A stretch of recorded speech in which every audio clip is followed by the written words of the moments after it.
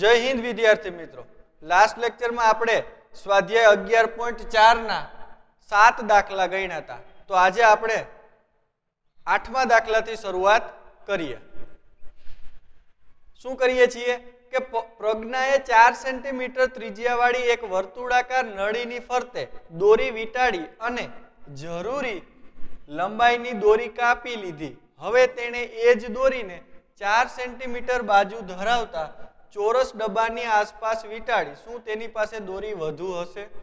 તો સૌપ્રથમ તો પ્રજ્ઞા શું કરે છે કે એક વર્તુળાકાર નળી છે એની ફરતે દોરી વીંટે છે અને જરૂરી માપની દોરી એટલી એ કાપી લે છે. પછી એ જ દોરીને ચોરસ ડબ્બાની ફરતે વીંટાળે છે અને પ્રશ્ન પૂછ્યો છે કે તેની પાસે દોરી વધશે કે નહીં. તો સૌપ્રથમ તો અહીંયા જે આપેલું છે ત્યાંથી શરૂઆત કરીએ. અહીં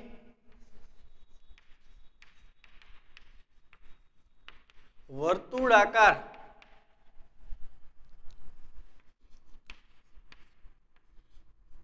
નળીની પ્રજ્ઞાએ 4 સેમી ત્રિજ્યા વાળી નળીની ત્રિજ્યા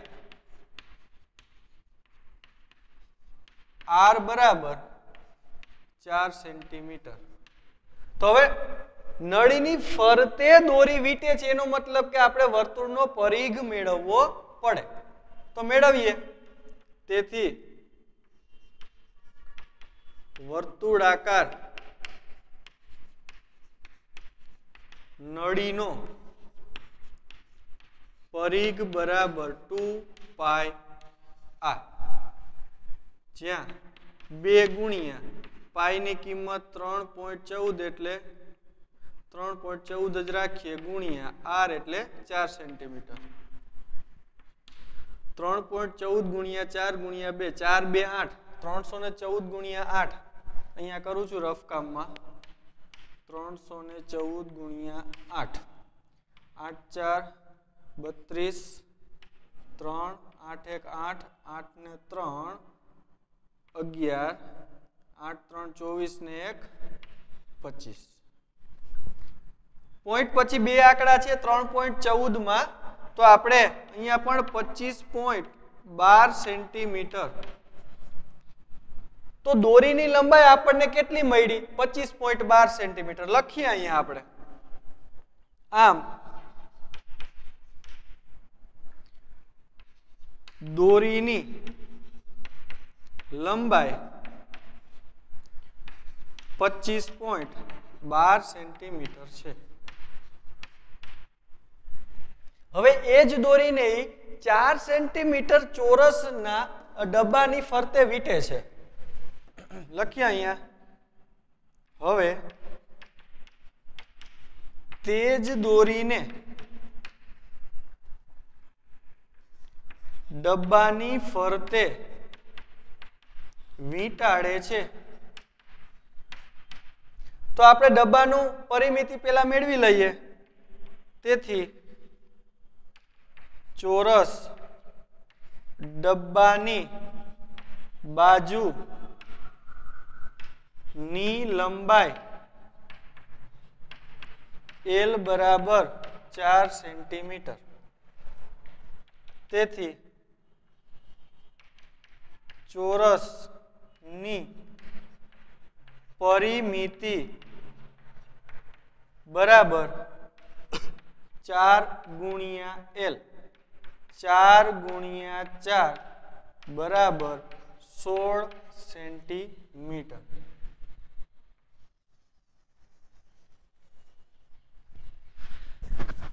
હવે શું મળ્યું છે આપણને? ચોરસના ડબ્બાની પરિમિતિ આપણને 16 સેન્ટીમીટર મળી. તો એનો મતલબ એવો થયો કે દોરીને ડબ્બા ફરતે વીંટા પછી પણ આપણી પાસે થોડીક દોરી જે છે એ બાકી રહેશે. તો લખીએ અહીંયા 25.12 ગ્રેટર ધેન 16. 25 પોઈન્ટ કરતા તો 16 નાના જ છે અને 16 શું છે તો કે ડબ્બાની ફરતે જે દોરી વીંટીએ છીએ એની પરિમિતિ છે. તેથી બાકી રહેતી દોરીની લંબાઈ બરાબર 25.12 માઇનસ 16. 25 માંથી 16 જાય એટલે 4 અને 5 9.12 સેન્ટીમીટર. આમ ડબ્બાની ફરતે દોરી વીંટાળ્યા બાદ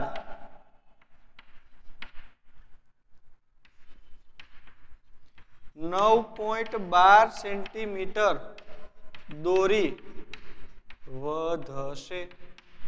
એ તો આપણે પ્રશ્નનો જવાબ તેની પાસે દોરી વધુ હશે તો કે હા. આમ ડબ્બાની ફરતે દોરી વીંટાળ્યા બાદ 9.12 સેન્ટીમીટર જેટલી દોરી વધશે. આ સાથે 8મો ક્વેશ્ચન અહીં પૂરો થાય છે. ત્યારબાદ એના પછીનો ક્વેશ્ચન કે બાજુની આકૃતિમાં એક લંબચોરસ જમીન પરની લોનની મધ્યમાં ફૂલોનો એક વર્તુળાકાર બાગ દર્શાવેલો છે. આ આકૃતિ છે એમાં બરોબર મધ્યમાં એને વર્તુળાકાર બાગ દોરવો, ફૂલોનો એક બાગ છે. તો પ્રશ્નના જવાબ આપવાના છે. એમાં પહેલો છે બધી જમીનનું ક્ષેત્રફળ શોધો. એટલે ટોટલ આપણી પાસે જમીન કેટલી છે એનું ક્ષેત્રફળ મેળવવાનું છે. પછી બાગનું ક્ષેત્રફળ મેળવવાનું છે. અહીંયા 2 મીટર ત્રિજ્યાવાળો જે બાગ આપેલો છે એનું ક્ષેત્રફળ મેળવવાનું છે. એના પછી ત્રીજો ક્વેશ્ચન છે બાગ સિવાય જગ્યાનું ક્ષેત્રફળ શોધો. ફૂલોનો બાગ બનાવી લીધા બાદ કેટલું હવે બચે છે એ પણ મેળવવાનું છે અને બાગનો પરિઘ પણ મેળવવાનો છે. 4 પ્રશ્નોના જવાબ આપવાના છે. તો આપણે સ્ટેપ બાય સ્ટેપ પહેલા ક્વેશ્ચનથી શરૂઆત કરીએ. શું છે પહેલો ક્વેશ્ચન? શું મેળવવાનું છે? તો કે બધી જ જમીનનું ક્ષેત્રફળ શોધો. તો લખીએ અહીંયા લંબચોરસ જમીન માટે એની લંબાઈ કેટલી આપેલી છે? તો કે 10 મીટર. બ્રીથ એટલે કે પહોળાઈ કેટલી આપેલી છે? 5 મીટર.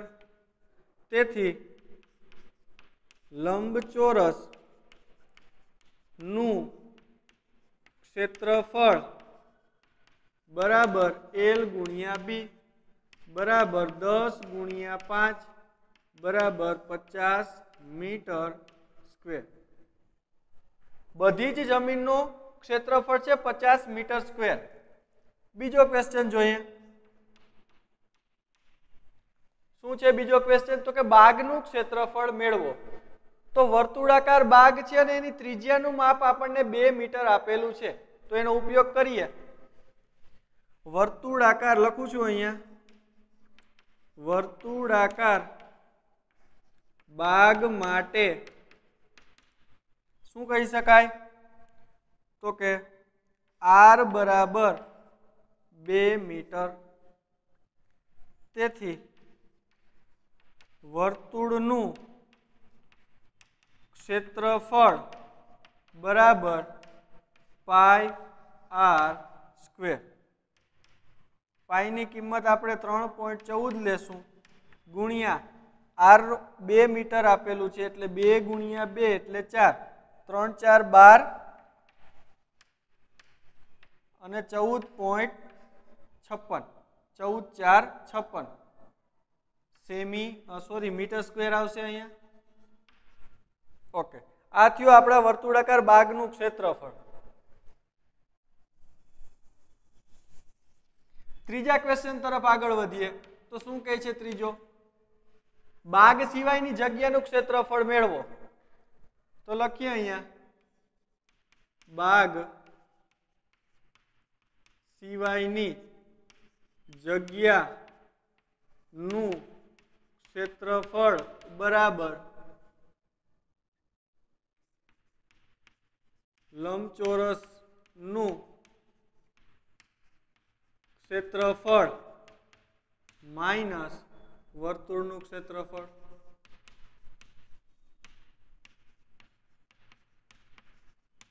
અહીંયા આપણે લંબચોરસ જમીનનું ક્ષેત્રફળ અને વર્તુળાકાર બાગનું ક્ષેત્રફળ એવું પણ લખી શકીએ. તેથી લંબચોરસનું ક્ષેત્રફળ આપણને હતું 50 મીટર સ્ક્વેર માઇનસ વર્તુળનું ક્ષેત્રફળ મળ્યું આપણને 12.56 મીટર સ્ક્વેર. તો એનો જવાબ 50 માંથી 12.56 બાદ કરવા છે તો 50 માંથી 10 જાય તો 40, 40 2 થી 2 જાય તો 38 અને 38 માંથી પણ 0.56 જાય એટલે મળશે આપણને 37.44 મીટર સ્ક્વેર. 6 ને 4 10 એટલે 60 ને 4 રેડી 37.44 મીટર સ્ક્વેર.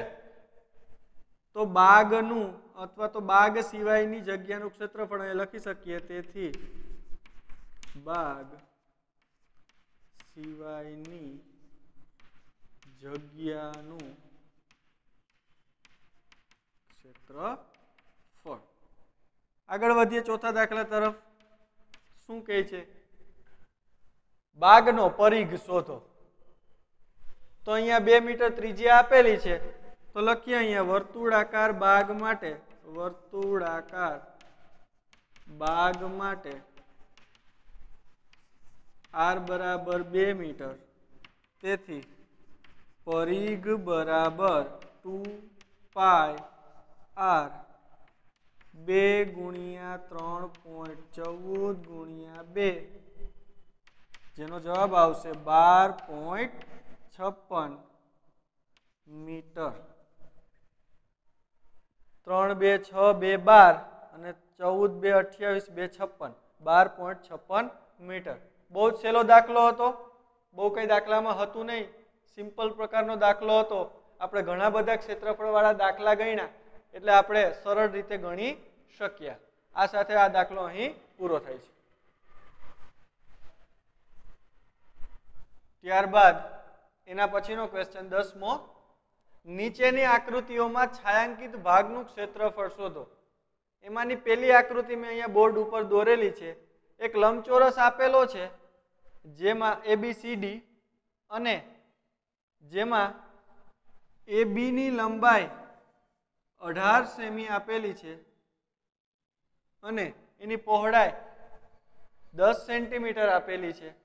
જ્યારે છાयांકિત ભાગ છે એનું ક્ષેત્રફળ આપણે મેળવવાનું છે. તો કઈ રીતે કરશું આપણે?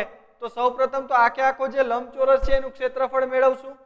ત્યારબાદ આ બંને ત્રિકોણનું ક્ષેત્રફળ મેળવશું અને ટોટલમાંથી આ બંને ત્રિકોણનું ક્ષેત્રફળ આપણે બાદ કરી લઈએ તો આપણને છાयांકિત ભાગનું ક્ષેત્રફળ મળી જાય. આ પદ્ધતિથી આપણે દાખલો ગણવાના છીએ. તો શરૂઆત કરીએ.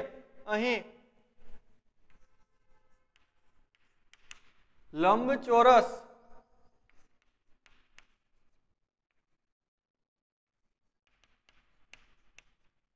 માટે એની લંબાઈ કેટલી આપેલી છે આપણને? તો કે 18 સેન્ટીમીટર. એની પહોળાઈ આપણને 10 સેન્ટીમીટર આપેલી છે. હા, બીજી એક વાત, ટેક્સ્ટ બુકમાં આપણને નીચે CD નું માપ પણ 10 સેન્ટીમીટર આપેલું છે પણ 10 સેન્ટીમીટર આવી શકે નહીં. ઉપર 18 છે તો નીચે પણ 18 સેન્ટીમીટર જ આવે. એ ટેક્સ્ટ બુકમાં પ્રિન્ટિંગ મિસ્ટેક છે. કારણ કે લંબચોરસની સામસામેની બાજુઓના માપ સરખા હોય એટલા માટે નીચે પણ 18 સેન્ટીમીટર જ આવશે. હવે તો લંબચોરસનું ક્ષેત્રફળ મેળવીએ.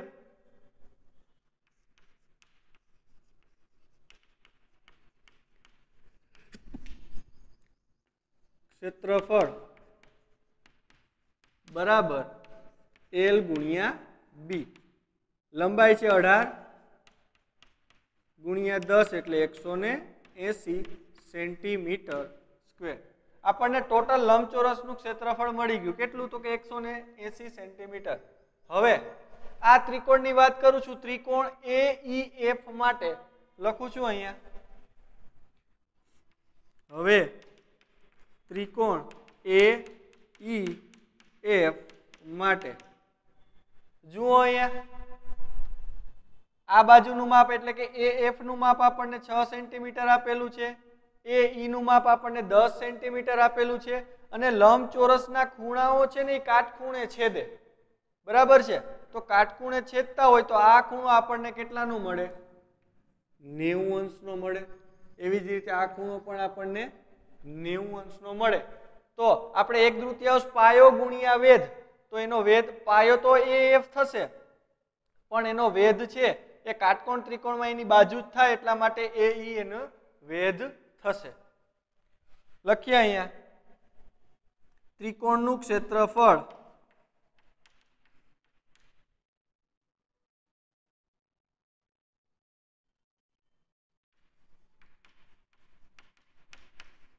બરાબર 1/3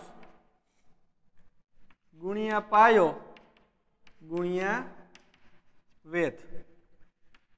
તો 1/3 અહીંયા પાયો થશે AF એટલે કે 6 સેન્ટીમીટર, વેધ થશે AE એટલે કે 10 સેન્ટીમીટર. 10 ગુણ્યા 60 અથવા તો આમ પણ છેદ ઉડાડી શકો, 3 2 6 3 10 30 સેન્ટીમીટર સ્ક્વેર. આ થયું આપણે ત્રિકોણ AEF નું ક્ષેત્રફળ. લખીએ અહીંયા ત્રિકોણ AEF નું ક્ષેત્રફળ. આગળ વધીએ. એના પછી આપણી પાસે બીજો એક ત્રિકોણ છે, ત્રિકોણ EBC. લખીએ અહીંયા હવે ત્રિકોણ EBC માટે ત્રિકોણનું ક્ષેત્રફળ બરાબર 1/3 ગુણ્યા પાયો ગુણ્યા વેધ. જુઓ અહીંયા ત્રિકોણ EBC માં પાયો થશે EB અને વેધ થશે BC. એટલા માટે અહીંયા લખું છું પાયો 8 સેન્ટીમીટર ગુણ્યા 10 સેન્ટીમીટર. 4 2 8 તો 4 10 40 સેન્ટીમીટર સ્ક્વેર. આ હતું ત્રિકોણ EBC નું ક્ષેત્રફળ. આ બંનેના ક્ષેત્રફળ મળી ગયા. આપણી પાસે ટોટલ લંબચોરસનું ક્ષેત્રફળ પણ છે, તો છાयांકિત ભાગનું ક્ષેત્રફળ મળી જાય. તો મેળવીએ અહીંયા. હવે છાयांકિત ભાગનું ક્ષેત્રફળ બરાબર લંબચોરસનું, અથવા તો અહીંયા લખી શકાય કે ABCD નું ક્ષેત્રફળ માઇનસ ત્રિકોણ AEF નું ક્ષેત્રફળ માઇનસ ત્રિકોણ EBC નું ક્ષેત્રફળ. તો ચતુષ્કોણ ABCD નું ક્ષેત્રફળ આપણને મળ્યું હતું 180 સેન્ટીમીટર સ્ક્વેર. ત્રિકોણ AEF નું મળ્યું હતું આપણને 30 સેન્ટીમીટર સ્ક્વેર. ત્રિકોણ EBC નું ક્ષેત્રફળ આપણને 40 સેન્ટીમીટર સ્ક્વેર મળ્યું હતું. તો 180 માંથી 30 અને 40 એટલે કે 70. તો 180 માંથી 70 બાદ કરીએ તો 110 સેન્ટીમીટર સ્ક્વેર. શું આવશે? તો કે છાयांકિત ભાગનું ક્ષેત્રફળ. નીચે એક લાઈન લખી શકાય કે આમ છાयांકિત ભાગનું ક્ષેત્રફળ 110 સેન્ટીમીટર સ્ક્વેર છે, જે તમારે લખવાનું રહેશે. આ સાથે 10મા ક્વેશ્ચનની પહેલી આકૃતિ અહીં પૂરી થઈ છે. ત્યારબાદ ક્વેશ્ચન 10માં જ બીજી આકૃતિ આપણને આપેલી છે PQRS, જે ચોરસ છે, કારણ કે એની લંબાઈ અહીંયા પણ 20 સેન્ટીમીટર અને એની પહોળાઈ પણ 20 સેન્ટીમીટર આપેલી છે.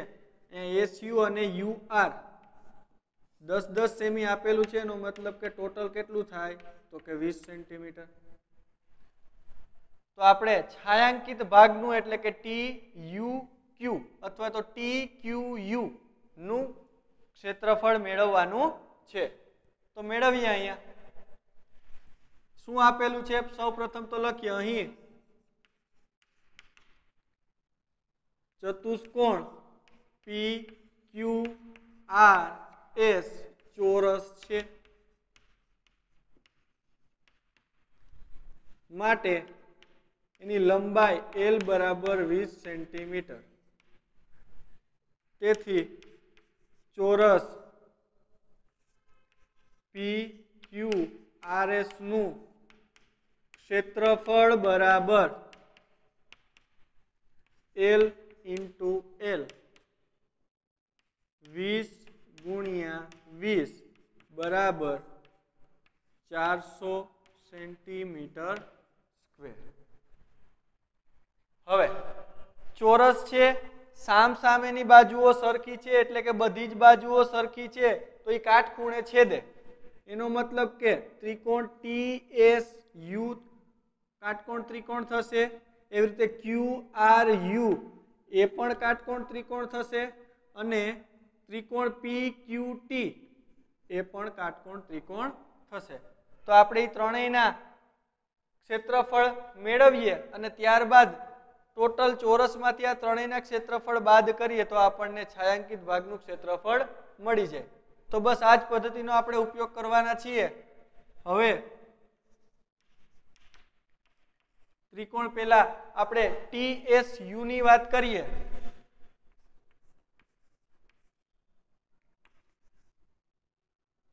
નું ક્ષેત્રફળ બરાબર 1/3 પાયો ગુણ્યા વેધ. 1/3 TSU માં કોણ થશે તો કે 10 અને 10 બંને 10 સેન્ટીમીટર છે ગુણ્યા 10 2 5 10 10 5 50 સેન્ટીમીટર સ્ક્વેર. એવી જ રીતે ત્રિકોણ QRU નું ક્ષેત્રફળ એવી જ રીતે ત્રિકોણ QRU નું ક્ષેત્રફળ બરાબર 1/3 ગુણ્યા પાયો ગુણ્યા વેધ. 1/3 ગુણ્યા પાયો. પાયો થશે 10 સેન્ટીમીટર અને એનો વેધ થશે 20 સેન્ટીમીટર. 10 ગુણ્યા 20 5 2 10 છેદ ઉડતા હોય તો ઉડાડી જ લેવાના અને 20 પંચા 100 સેન્ટીમીટર સ્ક્વેર. ત્યારબાદ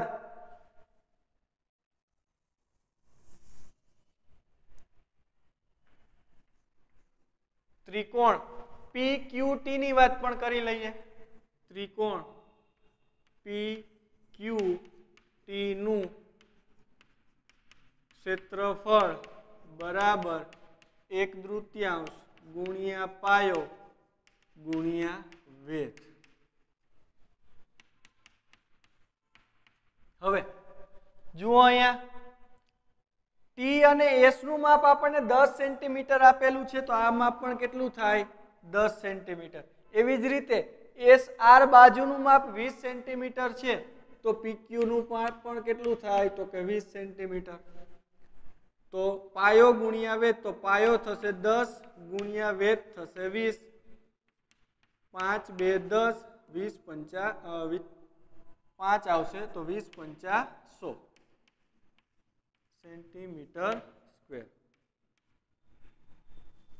હવે ત્રણેય ત્રિકોણના ક્ષેત્રફળ મેળવા એને આપણે ચોરસના ક્ષેત્રફળમાંથી બાદ કરીએ તો આપણને છાयांકિત જે ત્રિકોણ બને છે ત્રિકોણ TUQ નું ક્ષેત્રફળ મળે. તો લખીએ અહીંયા હવે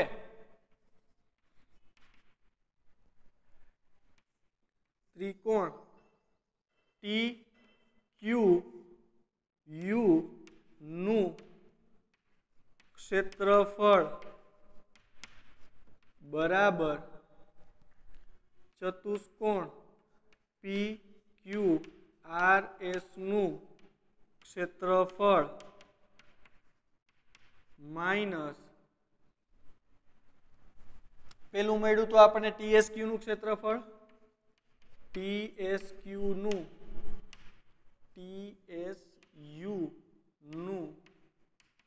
ક્ષેત્રફળ માઇનસ QRU નું ક્ષેત્રફળ, QRU નું ક્ષેત્રફળ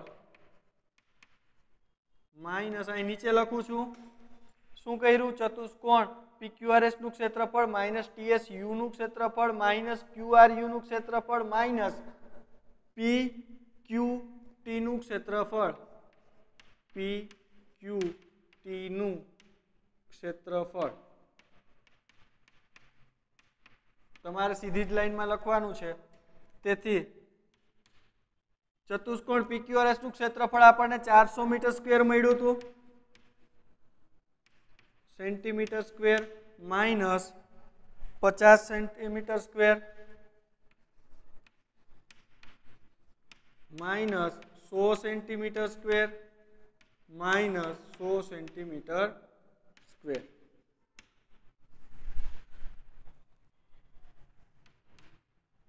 તો 100 ને 100 200 ને 250 તો 400 માંથી 200 150 સેન્ટીમીટર સ્ક્વેર કોનું ક્ષેત્રફળ મળશે તો કે ત્રિકોણ TQU નું ક્ષેત્રફળ.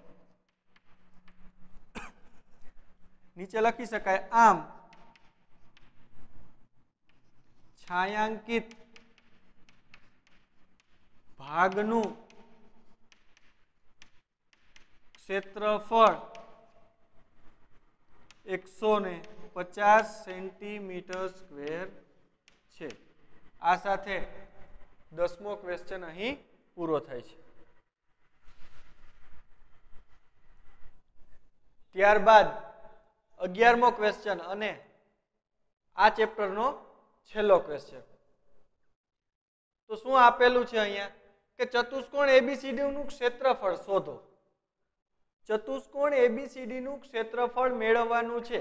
તો અત્યાર સુધી આપણને જ્યારે પણ ચતુષ્કોણ ABCD નું ક્ષેત્રફળ મેળવવાનું કહેતા હતા ત્યારે તેની બાજુઓના માપ આપતા હતા, પરંતુ અહીંયા ચતુષ્કોણ ABCD માં બાજુઓના માપ આપેલા નથી. તો શું આપેલું છે આપણને અહીંયા AC બરાબર 22 સેન્ટીમીટર એટલે ચતુષ્કોણ ABCD ના વિકર્ણનું માપ આપેલું છે AC બરાબર 22 સેન્ટીમીટર. પછી BM 3 સેન્ટીમીટર અને DN 3 સેન્ટીમીટર. BM એ ત્રિકોણ ABC ઉપર દોરેલા વેધ છે, વેધનું માપ આપણને 3 સેન્ટીમીટર આપેલું છે. એવી જ રીતે DN બરાબર પણ 3 સેન્ટીમીટર આપેલું છે, જે ત્રિકોણ ADC ના વેધ થશે. પછી એવું કીધું છે કે BM લંબ AC, BM છે એ AC ને લંબ છે અને DN છે એ પણ AC ને લંબ છે. તો આપણે બંને ત્રિકોણની મદદથી આપણે ચતુષ્કોણનું ક્ષેત્રફળ મેળવશું. કઈ રીતે તો કે બંને ત્રિકોણનું ક્ષેત્રફળ મેળવી લઈએ અને એ બંને ત્રિકોણના ક્ષેત્રફળનો સરવાળો કરીએ એટલે આપણને ચતુષ્કોણ ABCD નું ક્ષેત્રફળ મળી જાય. તો લખીએ અહીં ત્રિકોણ ABC નું ક્ષેત્રફળ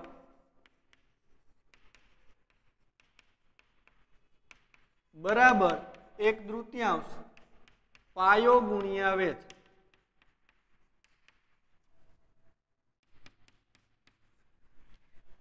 ત્રિકોણ ABC માં પાયો AC થશે અને વેધ BM થશે. લખીએ અહીંયા પાયો થશે AC અને એનો વેધ થશે BM અને બંનેના માપ આપણને આપેલા છે. તો 22 ગુણ્યા 3 11 2 22 અને 11 3 33 સેન્ટીમીટર સ્ક્વેર. એવી જ રીતે ત્રિકોણ ADC ની વાત કરીએ. ત્રિકોણ ADC નું ક્ષેત્રફળ બરાબર 1/3 પાયો અને પાયાને અનુરૂપ વેધ 1/3. જુઓ ત્રિકોણ ADC માં પાયો AC થશે અને એનો વેધ થશે DN. તો પાયો AC થશે અને વેધ થશે DN. તો અહીંયા પાયો આપણને 22 સેન્ટીમીટર આપેલો છે અને DN વેધનું માપ પણ 3 સેન્ટીમીટર આપેલું છે. છેદ ઉડતા હોય તો ઉડાડીએ. 11 2 22 અને 11 3 33 સેન્ટીમીટર સ્ક્વેર. આ આપણને ત્રિકોણ ADC નું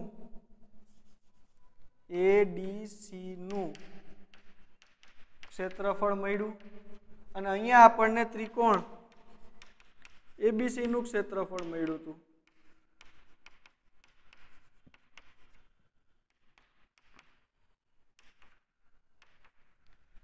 આપણે મેળવવાનું છે ચતુષ્કોણ ABCD નું ક્ષેત્રફળ.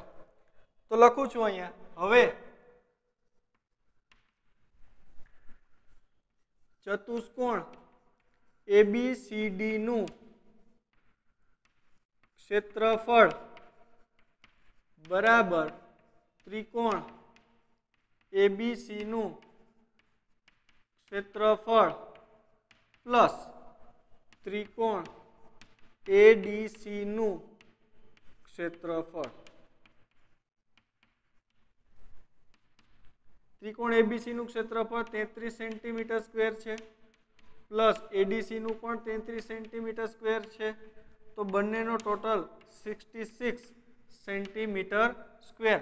શું મળ્યું આપણને? ચતુષ્કોણ ABCD નું ક્ષેત્રફળ. બહુ જ સિમ્પલ દાખલો હતો. તેથી આપણે લખી શકીએ આમ ચતુષ્કોણ ABCD નું ક્ષેત્રફળ 66 સેન્ટીમીટર સ્ક્વેર છે. આ સાથે ક્વેશ્ચન 11મો અહીં પૂરો થાય છે અને સાથે સાથે ચેપ્ટર 11 પણ અહીં પૂરું થાય છે. Thank you.